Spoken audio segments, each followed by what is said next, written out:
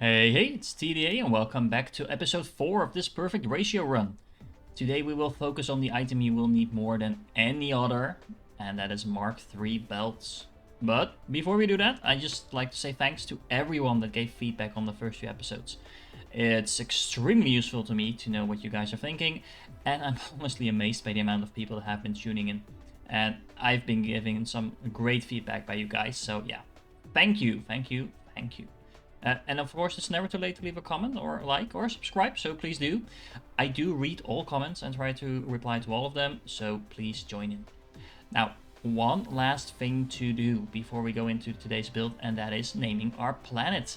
I asked for input in the last video, and Harry or BR, and I hope you're not butchering your name, actually came up with a brilliant suggestion, and that is the following. Wilhelmus, and that's actually... Where do I do this? Not here. Not here, apparently. There we go. Wilhelmus, and you're not here for a history lesson, so I won't give you one. But Wilhelmus is the name of the Dutch national anthem. It has also some relevance for the past of our country, the liberation of the Dutch national country from our Spanish overlords and things like that. So it's an awesome suggestion. I am the Dutch actuary after all, so thank you for that suggestion. And our planet is now named Wilhelmus. And apparently I didn't have that achievement yet, so there we go. Okay, so belts.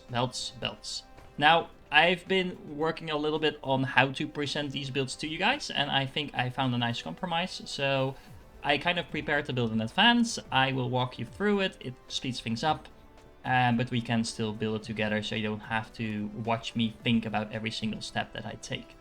Now, when it comes to belts, we need a lot of room. I think we should be good if I start around here maybe, and then of course you can watch me having to move it all in the end. But anyway, belts. Mark III belts. Belts are made out of 3 things. Most importantly, they are made out of other belts. So we also need the Mark II belts. And of course the Mark II belts are made from Mark I belts. So we need all 3 of those. And the reason I am putting them close to each other is because of this little trick. And I'm assuming most of you are aware, but you can directly use sorters to make buildings connect to each other. So we don't need to necessarily put everything on belts. We can just do it like that. Now, we will also need these supermagnetic rings. And they can actually... we only need 3 of these producing. So just to walk you through it, what I'm going to aim for is to have this produce 3 belts per second, which is basically the base production of just one single assembler. Well, 3 per second is more than we're ever going to need, although you do need a lot of belts throughout the entire game. So it's a good baseline, I think, to have, especially the first build on. And even in a later game where we actually are using a lot of belts, if you're producing 1 per second, that's 180 per minute. I think you'll have a tough time actually depleting your belts, assuming, of course, you keep the production up. In order to make 3 belts per second, we need 3 belts out, but we also need 3 belts in, but we also need 3 magnetic rings. So, sorry, 1 magnetic ring per second. And if we look at what we need to produce that, then we will see that we are producing 1 per 3 seconds. So if you need 1 per second, you multiply it by 3, and then you get your base production for this. So 3 of those. Similarly, because the magnetic rings need turbines, and we need twice as many turbines as we need magnetic rings, that means we will need 6 of these.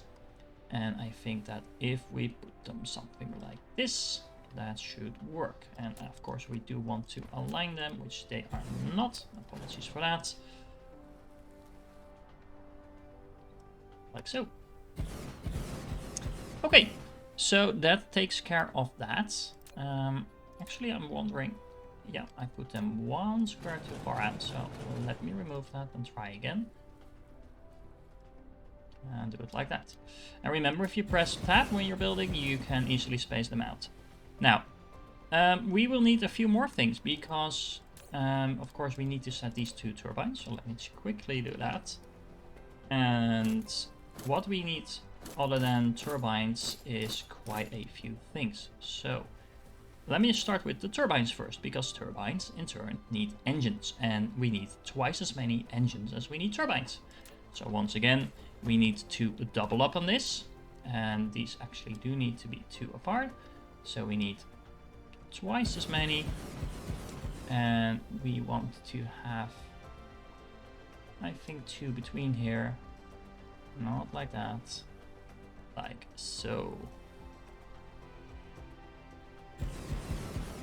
Okay, now, based on how far we are out now, and this again needs to be set to engines, I think we will quickly run into an issue with space, because, thank you autosave for messing up my build, we will quickly run out of space because we're kind of going to run into this build. If you're building something yourself, you can of course just move everything over, but if you want to kind of cheat, just make a little blueprint, do it like that. Save the blueprint, just save it as a random blueprint, and remove everything you had. Use the mass delete, guys. You have a mass delete, use it. And then just take that ugly blueprint that has no fine-tuning to it whatsoever and place it back down where you want it. Of course, you do need to put the buildings down again, and then you can just delete the blueprint. You don't need it anymore. There you go. And it's all moved a few spaces. That's a really easy way to quickly rearrange a build or multiply a build or whatever. Okay, so engines. We have our engines. Now the engines are kind of a pain because the engines need, again, 3 parts. They need just straight up iron bars, they need cogs, and they need the magnetic coils. So in terms of magnetic coils, they actually are not just used by the engines because you also need them for the turbines. Now, I'll save you the math, but it turns out we will need 12 per second, which means we need 6 of these. Actually, let me learn from my previous mistake. Let's set this to coils first. And we will need 6 of these. And why do we need 6 of these? Because these are already making 2 per second, assuming they have enough supplies. So that means we have 12 per second this way. Now, we also need the cogs over here. And that means we will put those over here. And once again, we will need 6 of those. Why do we need 6? Well, these actually, we're producing 12 per second for these. No, sorry, we were producing 6 per second of these, so that also means we need 6 cogs per second as well. And that means that we need 6 because these are being produced at 1 per second. So, that's 6 of those. So far, so good. This is all nice and symmetrical. Now, let's see, what else do we need? We need some iron. But before we do that, I'm just gonna lay out a little bit of this build so you kind of can follow what I'm going for here. So these need to be supplied, and actually there's still 2 spaces between here, so I think we can move these up a little.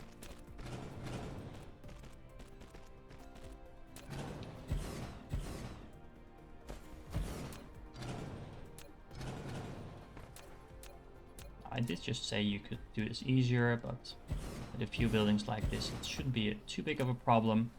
So this is not the Mark 1, this is the Mark 3 belt. This is the Mark 2 belt. And this is the Mark 1 belt. Okay, so we have these turbines coming in over here. So they will be moving from this direction. So as long as you pick them up at the end of the belt, it doesn't matter that the production is next to where you need them. It should still work. And remember, we also need the turbines over here. So it's not just the turbines that we need for the supermagnetic rings, we also need the turbines for the Mark II assembler. So basically, as long as the turbines are working, as long as the Mark 1 assembler is working, we should have everything we need. And then we want to bring these magnetic rings on the other belt over here, and then bring them to the end, because that is where they go. Now, after they added a few new items, I'm actually kind of lost where everything is, because they shifted it around, but that should work.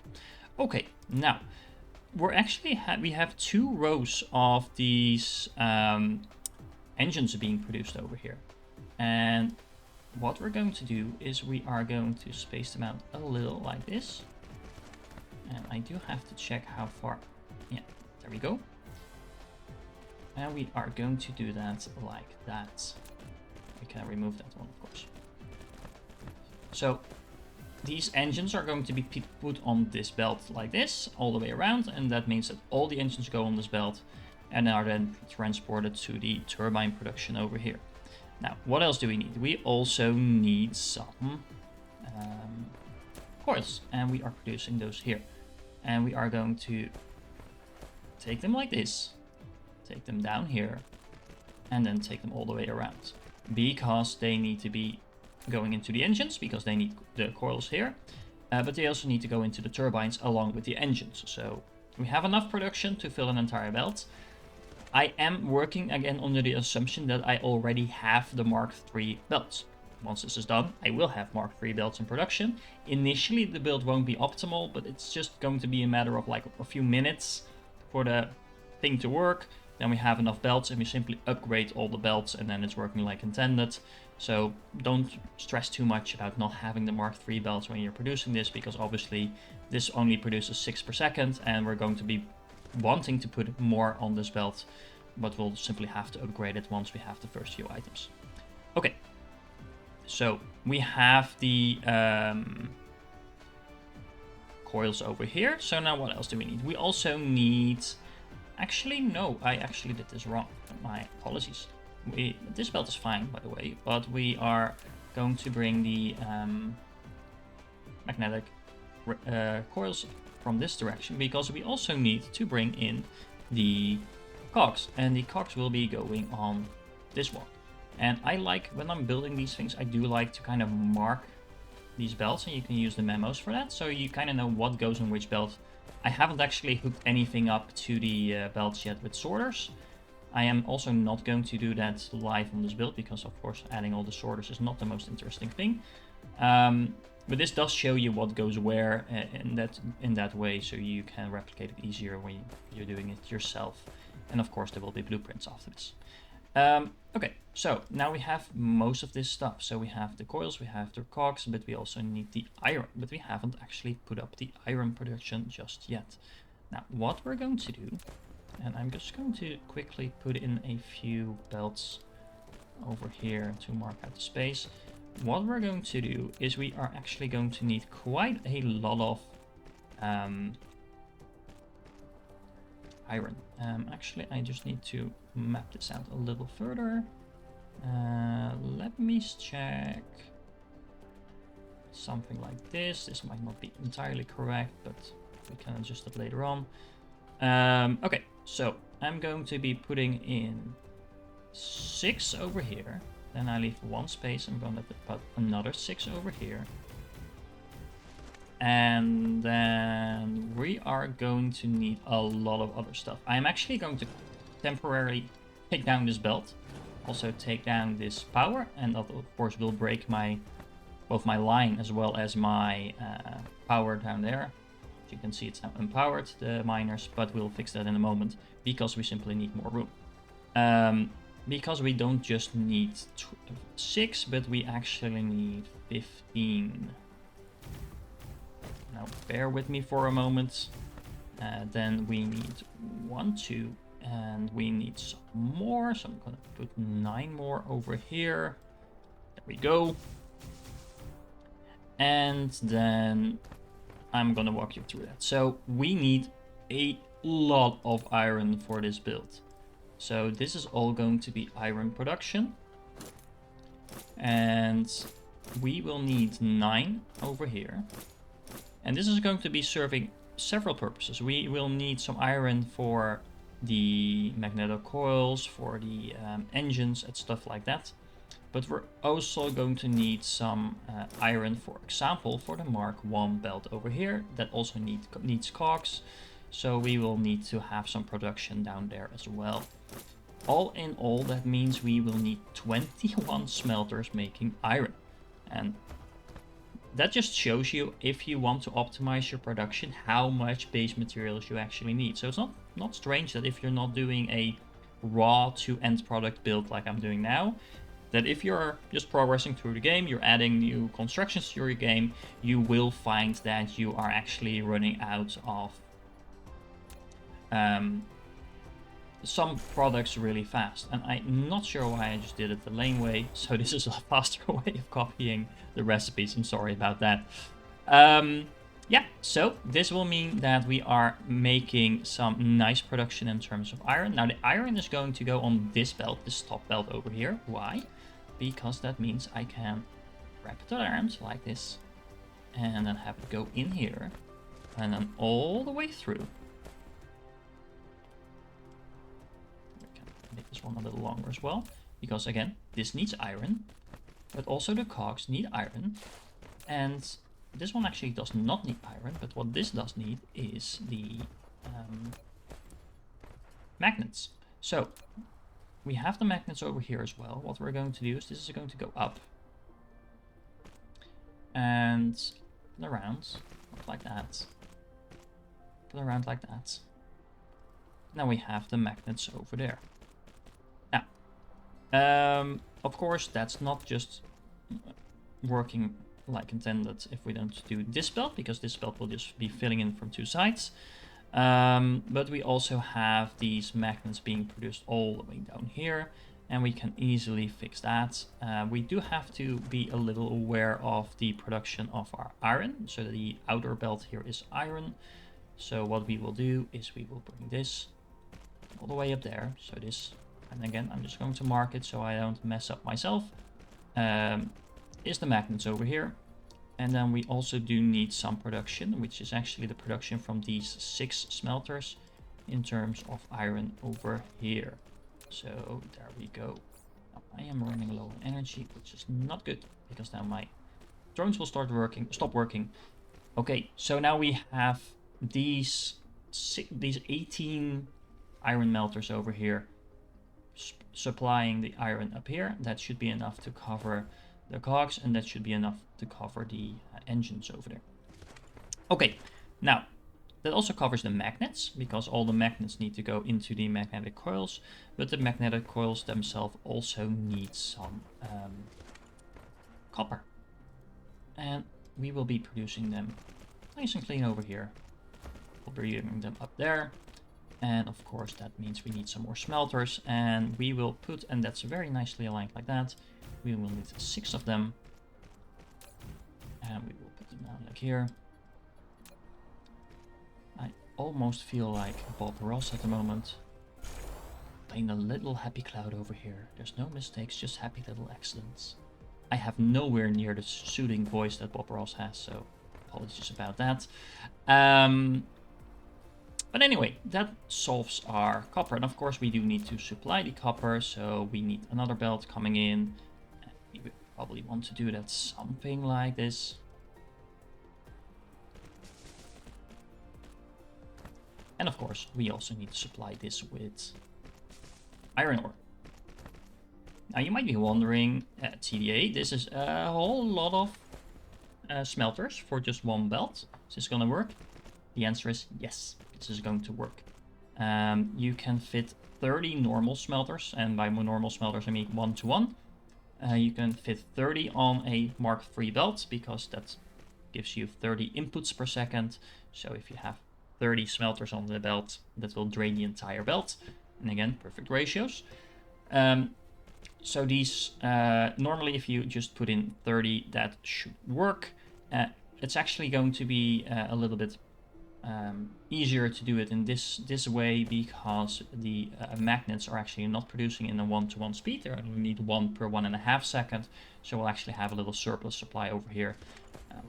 Yeah, that's not a problem. We're going to have surplus supply in a lot of places when it comes to raw materials, but even this amount of smelters will actually easily work. So iron and copper, and of course we are not completely done yet, because we will also need some supply, and I am actually going to put down a few towers now in order to make sure we have this going to connect to everything else. Yes. So my drums don't run empty. There we go. What was I saying? Okay, yeah, so we need some supply for these smelters as well, which means we can simply, I think, draw it in from over here. And then we have some incoming iron ore for this build as well. Okay, so that takes care of pretty much the entire building on top. So we have the magnetic rings, we have the turbines, we have the engines, we have the coils, we have the cogs, we have the iron, magnets, copper ore, everything that needs to go in there. But we're not quite done, because we also need some other stuff. Specifically, this needs, again, some magnets, and it also needs graphite. So we will need to fix that. Now, in order to do that, the graphite actually needs to go elsewhere as well, because this thing needs graphene, and in order to make graphene, we will need to put in a chemical lab. And just a single lab will actually do. So that is the nice thing about this. Yeah, I think we can just place it over here. We are going to be putting graphite on this belt for this, but also for this recipe, because we need to have graphite for the graphene as well. But in order to make graphene, we will need, let's properly align that. We will need sulfuric acid. And again, you just need 1 in order to make enough. Less than 1 is not going to work, and I don't want to scale up everything. And in order to make sulfuric acid, we're going to need a few things that we don't need for anything else, which is oil. And again, I'm treating refined oil as a raw resource for these builds. We will need stone, and we will need water. Now, the interesting thing is, in terms of this position, we are going to draw in most of the resources from the other side, but I'm actually going to be drawing in the resources for this little part of the build from this direction. I am taking into account that not long from now I will have the interplanetary stations, logistics centers, etc. And if you build it like this, then the nice thing is that you can just plop down the build, put an ILS on the outside, and make sure the resources are coming in. So we will need stone, we will need mostly stone, so that's why I put those in at the inside. We will need oil, and we will also need some water. And of course, as soon as we have the Mark III sorters, which will be on our next build, by the way, we don't have to worry too much about the order of the belts, but generally speaking, just put whatever you need the most in the inner belt. In this case, we need 8 stone per 6 seconds, so we put that in the inner belt, then we put the oil, and then we put the water. That will just make sure that your sorters are always doing their job. All right, now, we actually have the graphite coming in over here, but what we also need is some magnets. Now, in order to build those, we are going to need another smelter, and we are going to put that in over here. We should be able, like I'm showing you right now, to fit in 3 smelters. We put them over here, or are we going to put them one over? I think it should be fine like this. And this needs to be white. And I actually managed not to mess up the name now. Okay, so this is graphite. That means we also need coal, and just to keep it simple, I am going to draw in the coal all the way in from over there. And that should take care of that. Then we also need the magnets, and the amount of magnets we need is actually exactly the same in terms of the smelters as the graphite. So because we need, in order to supply this with basically the 3 per second magnets, we actually need 5 of these magnets smelters. And we do that because they are producing at 2/3 per second. We actually have a little bit more than we need, but this should work. Now, if we do that like that, it's nice and clean, and we have our little production over there. And of course, Actually, no, that won't work because we need to move them all one over, because of course we do need to supply them with raw materials as well. So we then need to put another belt in here to supply the raw materials, and then we have the 5 magnet smelters. There we go. All right. It's not entirely symmetric, and of course that will never happen with a build like this, but I think overall it looks pretty organized. There we go. We are running into a little bit of an issue over here because we are going past the switch in the squares over here, the equator lines. So that might be a little bit messy in terms of our build, but I think we'll be fine as long as we don't build our buildings over the lines. As long as the belts are on the lines, that usually doesn't matter, but you don't want to have buildings on the lines. But we're close to finishing this building. We also need some cogs, as you might remember, because the cogs need to go into this, the Mark 1 belts, and we also need iron. Now, luckily, we already had that production up and running, because as you can see over here, we have some iron production. Now, I am going to have to sneak around a little bit in terms of the incoming production. Actually, what we can do is this. And this is going to be a lot cleaner than what I'm doing now. And I actually just realized that, so apologies for only thinking of this now. But what we can do is we can simply connect these, and the magnets can draw from the belt over there. And then we have the coal belt over here, and then we can do this. So we don't need to make that more complicated than it needs to be. Okay, so then we have the, just to make sure I'm marking these up. So this is the coal, this is the coal, and this is the iron. Because when you're over here, you would expect it the other way around, but it doesn't really matter. Okay, so in terms of the iron, this is also why I stopped the build over here, just to remember these 3 are meant to be producing the iron for this part of the build. We're going to take these down here. This is a little annoying to me because I don't like it when these curve around. But it's not the biggest problem in the world. I can probably shift the build a little bit. Let's see. Anyway, not important, TDA, not important. We can bring these down here. These are the cogs. We will bring those up there. And then we have the iron. And yeah, this is going to be annoying me. So we have this little weird curve over here. So what we can actually do is maybe do it like that. At the very least, it's a little neater. I might actually just move the entire build up a few squares, but I'll see if I'm actually going to do that when we finish. Anyway, the cogs go on here. There's the cogs, there we go. And then we have a little iron leftovers going here. And that should be enough. So there's actually 1 iron per second is going in here. We're putting 3 iron per second on this belt. So we have 2 iron per second left over, and that 2 iron per second will be feeding into this, which needs exactly 2 iron per second. Perfect ratio run. There we go. Okay. Does that wrap everything up? I think it does, actually. So we have some incoming iron over here. Let's move that up.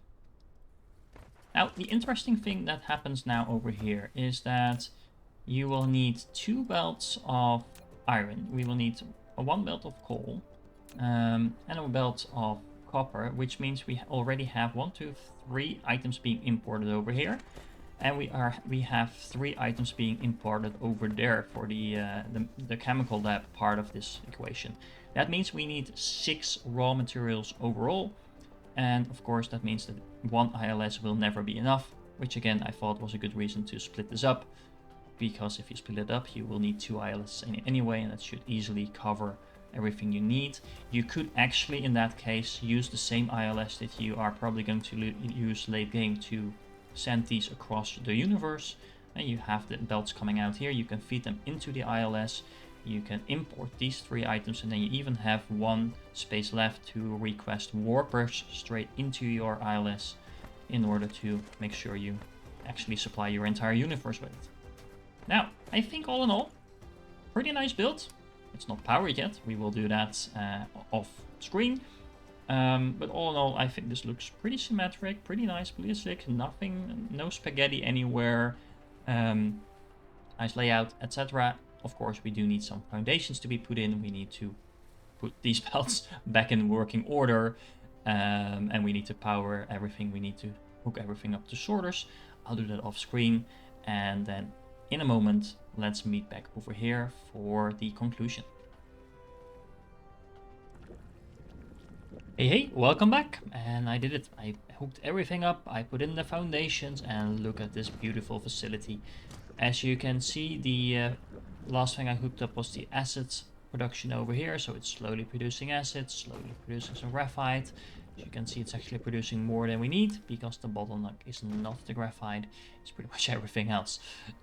Specifically, the bottleneck is currently our magnetic rings, because we're not actually supplying everything with enough base materials compared to what we need. Of course, we knew that. We are only using Mark 1 belts at the moment because we are trying to get to the production of the Mark 3 belts. But as soon as we upgrade everything, this will be producing at optimal efficiency. Other than the fact that we're probably not yet be able to supply this like 30 iron ore per second, things like that. We could get pretty close with what we have on this planet, but that's not our goal at the moment. But the build is in such a way that once we hook it up to enough supplies, this will run at maximum efficiency. And of course that will happen pretty much as soon as we get our ILS up and running. Before we can do that, however, there is one other thing we need, because we are now producing Mark 3 belts, and of course we also want our Mark 3 sorters. So that will be our next build. However, before I sign you off and wave you out and see you in next episode, there's one more thing I want to show you, because as I mentioned, I will be using the raw oil, not as a base material, but rather the refined oil. I will be using these mini builds. This is basically a build that will allow you to get in around 3 raw oil per second, transform that into 3 refined oil per second. Why 3? Because it's a nice number and it's used in a lot of builds. Of course, you also get the hydrogen, so that was the annoying part of the oil production. And I put in a few power facilities in order to burn that off. It won't probably be burning off enough, so we actually never get stocked up right now, but once again we will only be using this up until the point where we get the ILS, and once we get that, soon after that we will need a lot of hydrogen anyway, so this will no longer be a problem, but it won't also not be a problem here. Again, before you've stocked up 30,000 hydrogen while burning it off, yeah, that will take a long time. And as you can see, I just put in a duplicate over here, so because there was another oil facility here. Why do I only use these 6? It's a little bit more compact that way. You can of course put in more oil refineries if you want, but most of these things use around 3 per second. That's the output, and the output actually goes down as you get the oil out. As you can see, for example, this one is already below 3, so usually if you just put in these 6 refineries, that's enough to kind of drain the oil. Yeah, it's nice and easy, and it's a nice amount. It's a nice number. Yeah, so that was it. Just a quick flyover of our little build here. It's really awesome. It fits nicely with everything else. Of course, that means that our previous facilities that are now producing Mark 1 belts are now obsolete, so you could remove those if you want. You probably should anyway, because otherwise you're producing them for nothing. But I think this build is really nice, and of course the blueprints will be in the description. I hope you enjoyed, and see you in the next one.